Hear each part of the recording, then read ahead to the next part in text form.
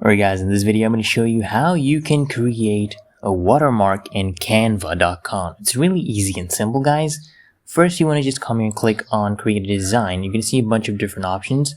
Let's say for this tutorial I'm going to choose an Instagram post which is 1080 by 1080. So you can just click on that and then you're going to see this new canvas you can work on. So you can come here and upload your image, or you can just take one of their images. I'm just going to take one from them just for now, but you can upload your own images. So now I want to fill up this white space. I just right click and then click on set images background. Okay, really easy and simple, guys. Now I want to add my text. So come here, click on text and then click on add a text box. Now I want to add, let's see, online grocery.com. Okay, this is my website now, online grocery.com. I don't want this to be black, so first you want to highlight this. Make sure you highlight this and then you can change the color. Just come here, choose your color. I'm going to choose white. Make sure you highlight it first, otherwise it's not going to work. I just resize it, make it a little bit bigger.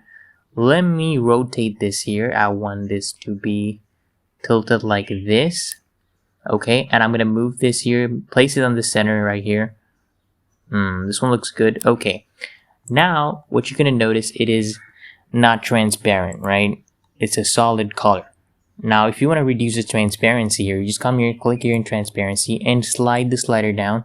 You can pick something like, I think 50 looks good. Yeah, 50 looks good, guys. So just click on here. Oh, you can just type it in 50.